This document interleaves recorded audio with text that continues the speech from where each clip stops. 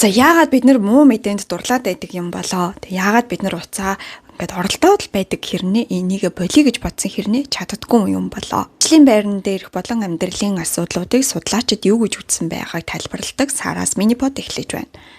За яг үнэндээ бол уцаа оролдох чинь том асуудал тийм ээ. Тэгээд маргааш ингээд амар өглөө эрт ажилтаа байдаг, чухал уулзалт турлуудтай байдаг.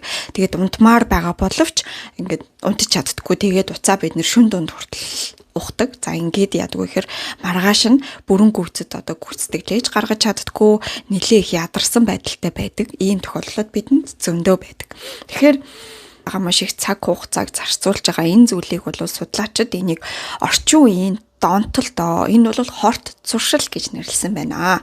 За тэгээд муу мэдээнд дурлаад байгаа бидний энэ зуршлыг юу гэж нэрлэдэг вэ гэхээр doom scrolling гэдэг нэрээр бүр ингээд нэр өгсөн байна. За тэгэхээр энэ хорт зуршлыг doom scrolling гэж нэрлэдэг юм байна. Тэгээ doom гэдэг нь бол мөхөл, үхэл маш муу зүйл гэсэн утгатай бол scrolling гэдэг бол бид нэр уцаа нөгөө дэшин төшнө гэж оролдохыг хэлнэ. Ингээд нийлээд doom scrolling гэж нэрлэдэг. За энэ нь бол ямарваа нэгэн юм аимшигтай мэдрэмж төрүүлж байсан ч гэсэндээ таны утсан дээр ингээд мэдээ уншиж байгаа тэр процессоо ингээд хадгалсаар л байдаг энэ үйл явцыг doom scrolling гэж нэрлэдэг юм байна. За тэгээд аимшигтай гэдэг энэ нь болохоор зөвхөн хүчирхийлэл аллагтай холбоотой зүйлийг бас авч үзэхгүй. Тэрний юу гэхээр бензиний үн өсөх ч юм уу эсвэл юу гэдгийг ийм хүнс идэх юм бол үхнэ. Эрүүл мэнд ч юм уу. Ийм ингэх юм бол удирдлагатайгаа ингэж харилцах юм бол чи ажилласаа халагдана. За энэ бол чамааг гэмтээж байгаа хэрэгээ гэх мэтлэнгээр таны байгаа оршихуйд чинь аюул занал учруулахтай холбогдож байгаа бүх мэдээллүүд болон бүх бичвэрүүд энд яадаг вэ гэхээр ордог юм байна. За тэгээд яагаад тэгвэл бид нэр энэ doom scrolling буюу энэ муу мэдээнүүдэд ингэж их анхаарлаа хандуулад байд юм бэ гэдгсэн чинь бидний тарих биш дээ нэг юм хүчрхэг дүрмтэй гинэ. За тэр нь юу вэ гэсэн чинь аюул анхаарлаа хандуул гэдэг ийм дүрмээр ажилдаг юм байна. Тэгээ энэ хизэнээс эхэлсэн бэ гэсэн чинь бүр хүн анх үүсэл тэгээ бид нэр хүмүүс нөгөө агууд амьдарч байхад л ингээд ан амтан араатан альва аюултай зүйлүүд тохиолдоход тэр зүйлд хэрвээ анхаарлаа хандуулахгүй бол идүүлээл ч юм уу янз бүрийн байдлаар тэгэл үхнэ. Харин гоё нууг цэцэг иймэрхүү зүйл байхад бол анхаарлаа хандуулахгүй байж болно. Тэгэхэд та яг үхээр үхэхгүй. Тэгэхээр энэ үйл явцнаас ингээд үргэлжилж явсараагаад тарих бол аюул байвал анхаарлаа хандуул гэдэг ийм байгалийн анхааруулах системээр ингэж ажилдаг юм байна. Тэгэхээр бид нэр ингээд утсан дээрээ ингээд янз бүрийн ийм аюул гэж мэдрэмж төрүүлэхүүц мэдээнүүдийг уншаад видеонууд рилүүдийг үзээд ингээд явж байгаа тохиолдолд тарих болохоор тэрийг эн чинь утсан дээрх зүйл гэж хүлээж авдаггүй. Харин энэ бол бодит болж байгаа зүйл гэж хүлээж авдаг.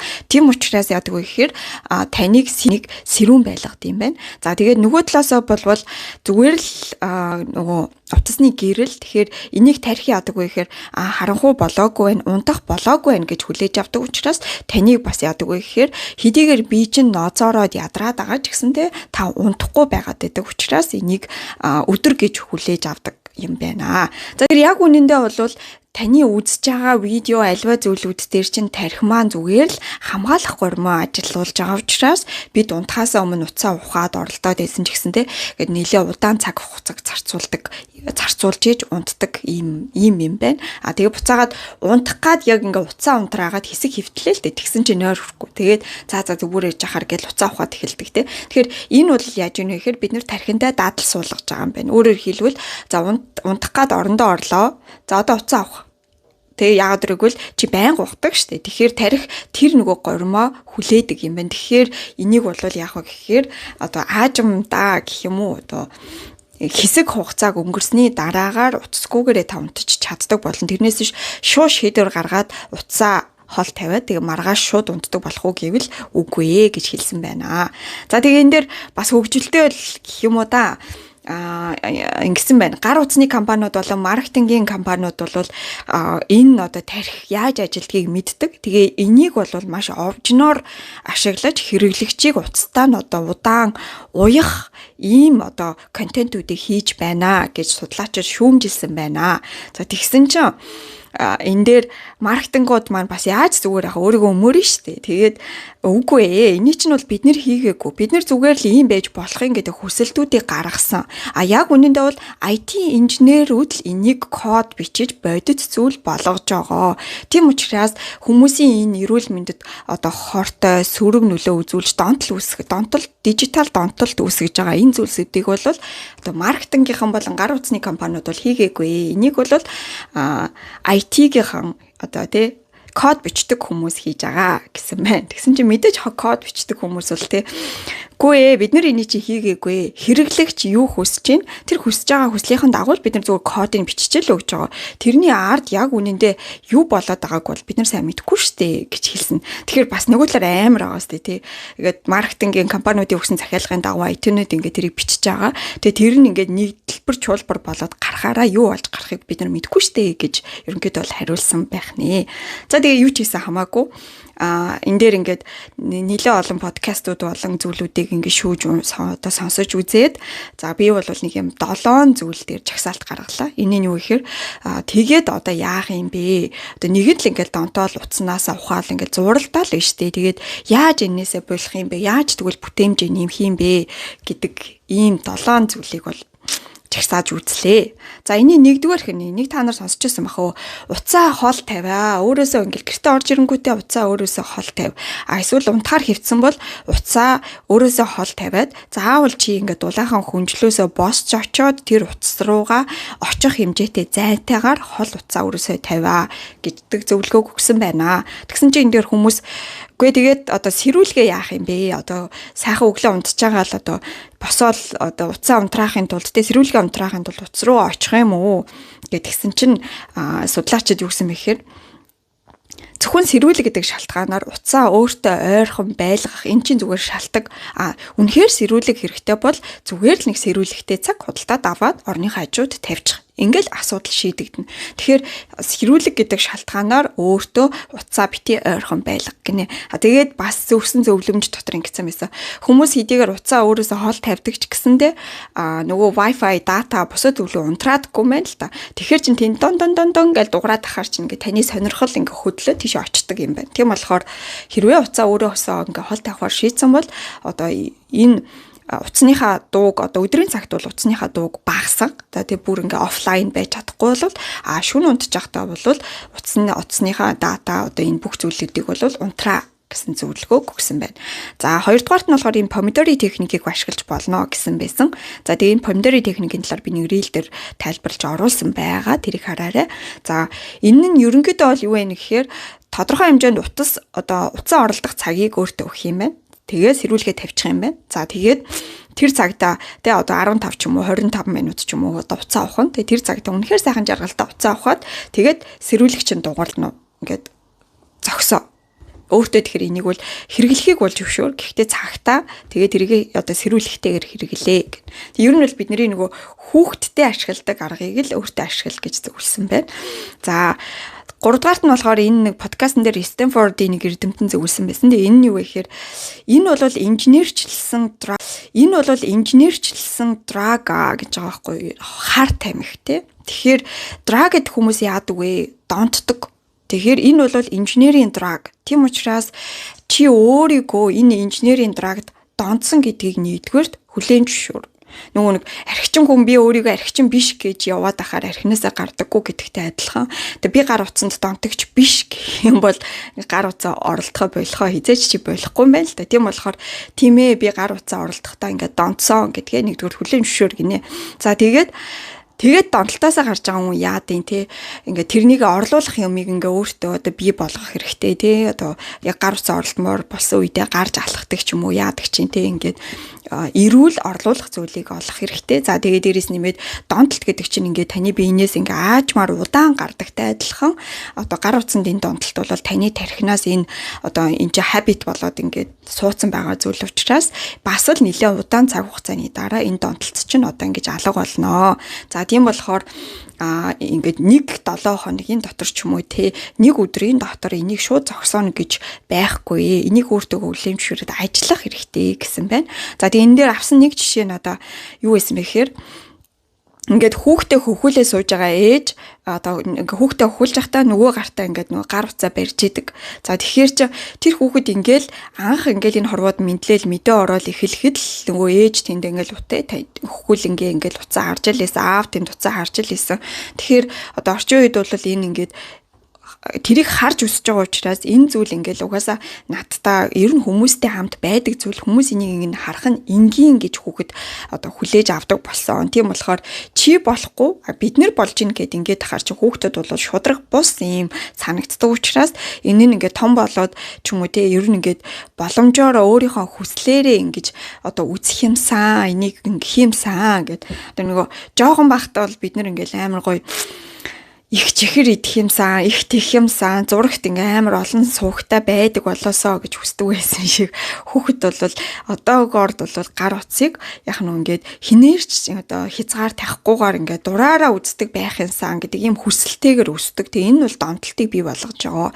Тийм болохоор анханасаа л одоо хүүхдтэйгээ харилцаж эхлэхдээ л энэ гар утсыг өөрөөсөө хол байлгаа тий ингээд яг нөө part of your body гэж байгаа хгүй өөрийнхөө нэг хэсэг юм шиг тийм мэдрэмжийг чи төрүүлүүлэхгүй байх хэрэгтэй гинэ. За ингээд дөрөвдүгээрт нь бол өөрөө өөрийгөө хянж чадахгүй бол аппликейшн ашигла. Тэгээ янз бүрийн аппликейшнгууд ингээд зөндөө их гарсан юм байна. Тэгээд одоо сошиал медиа тийм ингээд таны хэрэглээнүүдийг хяндаг, тийм цагийн тохиргоонуудыг хийдэг ийм аппликейшнгууд гарсан учраас энэ аппликейшнгуудыг ашиглаа гэсэн зөвлөгөө өгсөн байна. За 5 дугаарт нь болохоор энэ дээр TEDx-ийн дээр гарсан. Тэртээ тэргүү энэ гар утсыг бол чи өөрөөсөө холдуулж чадахгүй, сошиалыг ч холдуулж чадахгүй. Тэгэхээр энийг эргээр ашиглаж сураа гэсэн байсан. Тэгээд юу гэхээр дандаа эерэг зүйлд анхаарал хандуулад эргээр ашигла. За тэр нь одоо жишээ нь ингээд турах сонирхолтой хүмүүс байдаг ч юм уу, эсвэл одоо сургалтанд одоо хамтдаа суух ч юм уу, эсвэл зүгээр л гоё хов базах ч юм уу, тий эсвэл зүгээр ингээд магадгүй нэг албан тушаал дээр ажиллаж байгаа асуудлууд нь адилхан хүмүүс байдаг ч юм уу, тий ийм бах юм бол бүгдээрээ ингээд цаг тохироод тэгээд ингээд онлайн уулзалт хий. Тэгээ 1 цаг ч юм уу 2 цаг ч юм уу тий онлайн уулзалт хий. За тэгээд тэр онлайн уулзалт дуусаад тэгээд дуусга гинэ. Үргэлжлүүлээд бид нөгөө чат нээгээл тэгээд тэр чатан дээр үргэлжлүүлээд бичээл байдаг штэ. Тэгэхээр за үгүй шүү. Тим юм бол байхгүй юм байна. Одоо нөгөө face to face те одоо кофе шопт бид ингээл уулзлаа гэж бодоход ингээд нэг сайхан ярьж авчаад ч юм уу те тэгээд дараагийн уулзалт хүртлэх хүлээдэг штэ. Тэгэхээр энэ онлайн уулзалтыг ч гэсэн ялгаагүй яг адилхан ингэж хий. Ингэж өөртөө ашигтайгаар ашиглаа. Одоо үргэлжлүүл чат нэгээл өстой гоё яасан те гэд ингээд эхлэх юм бол эн чинь болохгүй. Тэрийгэ дараагийн уулзалт хүртлэх хадгал. Тэгэхээр одоо ерөнхийдөө бол бодит уулзалт онлайн уулзалт хоёрын хооронд зөрүүгүй байх тийм байдлаар ашиглаж сураа гэсэн ийм зааварчилгаа өгсөн байсан. За 6 дугаарт болохоор уцаа оролдох нэг газрыг сонгоо гэсэн байгаа байхгүй. За тэгээ энэ нь болохоор ингэж тэр газрыг сонгохдоо чи өөртөө үнэн чандах хэрэгтэй. За одоо танаа гэрийн хамгийн ашиглалт муутай буланг чи ингэ сонгочих юм бол тэгэл чи тэндээ очиж шигдээ суучин. Тэгэл уцаа оролдоо л байгаад байна. Тийм болохоор хэрвээ үнэхээр л энэ донтолтоосоо гарыг гэж бодож байгаа бол өөртөө ингэ хамгийн ашиглалт өндөртөө газрыг сонгох гинэ. За тэгээд яг тэр газраа очихороо л одоо та ингэ сошиал дээр ордог. Бусад газар бол орохгүй. Таны утас таны хажууд байсан ч гэсэндээ та тэр газар очиж чадаагүй бол орохгүй байхаар ийм тохиргоог хий гэсэн. За тэгээ би бол энийг өнгөрсөн жил хэрэгжүүлсэн. Тэгээд би ямар газрыг сонгосон бэ гэхээр би бол ариун цэврийн өрөө буюу 0-ийн өрөөг сонгосон. Тэгээд 0-ийн өрөөнд орохдоо л зөвхөн сошиал медиа дээр одоо орж үзэж скрол хийнэ гэж бодсон. За энэ бол хэрэгцсэн. Гэхдээ нэг сул тал гарч ирсэн. Тэрний үе гэхээр би яг нөгөө on time буюу яг цагт нь чатнуудад хариу өгч чадхаа болсон. Яа өдрийг гэвэл бусад үед утсыг ингээд дор нь оруулаад тавьчих тагаа. Тэгээд яг нөгөө сошиал орох те ийм одоо хэрэгцээнүүд гарсан үеүүдэд болохоор зөвхөн 0-ийн өрөөнд орохдоо л уцаа авч ороод тэгээд тэрийг шалгадаг. За тэгтээ зарим тохиолдолд бүр ингээд 30 40 50 чат ингээд нөгөө нэг групп дээр хүмүүс бичлцээд ингээд нөхөж унших хэрэгтэй болдог. Тэнгүүд надад 2 сонголт орж ирдэг байсан. Тэрний юу гэхээр тэр чатыг нөхөж унших уу эсвэл нөгөө нэг сошиал дээрх мэдээг ингэж скрол хийх үү гэд. Тэгэхээр угаасаа л надад яагаад 0-ийн өрөө сонгосон бэ гэхээр тэр чинь угаасаа ингээл хүүхдүүд ээжээ би ормоор байна та хажуудаа намайг хамгийн эрэлттэй байлгадаг хэрнээ бас нэг хэсэгхэн ганцаараа байж болох тийм газар байсан учраас ингээд сонгосон. Тэгээд энэ бол надад бол ажилласан. Тэгэхээр та ч гэсэндээ бас гэрийнхаа бас нэг аль нэг юм эрэлттэй байж болох газрыг сонгоод тэгээд зөвхөн тэр газартаа очоод зогсохдоо ч юм уу сууж байхдаа л сууршлаа ухдаг байхаар ийм тохиргоог бас хийх боломжтой. За тэгээд хамгийн сүүлд 7 дугаарт болохоор Кардашианыхны подкастн дээр ингэж хэлжсэн дэрний юу гэхээр өөртөө эндээс ингээд сошиал ингээд тэртээ тэргүүл байгаа тэг маш баялаг ийм ертөнц тийм болохоор энийг ашиглаж сурах хэрэгтэй. За одоо ямар нэгэн зориг тавь гэж байгаа байхгүй тэр нэгэд юм сурж болж гин юм зарж болж гин те ингээд нэг юм зориг тавиад тэрний төлөө энийг ингээ ашиглах юм бол энэ бол маш үр дүнтэй платформ гэсэн байсан. Тэгээд ер нь бол Кардашианыхаа өглөө босонгуудаа ингээ сошиалаар шалгахдаа ингээ хамгийн дөрөнд нөгөө engagement-үүдээ буюу одоо нөгөө үзүүлэлтүүдийг шалгаа. Тэгээ хүмүүсүүдийн хандлтуудыг ингээ шалгадаг. Тэгээ яагаад вэ гэхээр ингэж хэлж байгаа байхгүй юу? Бид бол маркетингийн зах зээлийг маркетингийн зах зээлийн хандлагыг бол өөрчлөхөд хувь нэмэр оруулсан гэж одоо Кардашианы эмэгтэйчүүд бол хувь нэмрээ оруулсан гэж бид нэр ингээ боддог.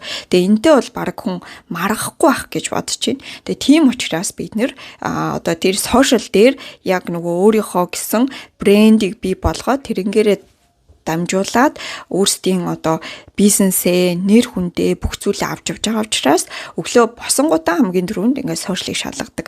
Тэгэхээр та нар ч гэсэндээ ялгаагүй өөртөө тавьсан зорилго. Тэгээд тэр зорилгонд чинь сошиал яаж хөтлөх вэ гэдэг талаас нь харвал бас зүгээрээ гэсэн нэг ийм зүйлийг подкастн дээрээ ярьсан. За ингээд миний одоо судлаачдын болон подкастуудаас ингээд зөвлөсөн сүм одоо 7 янзын одоо тэгвэл сошиалаасаа яаж одоо байнга скроллдоод байгаагаа болох вэ гэдэг ийм зөвлөмжийг ингээ нэгтгэхэд хүргэлээ.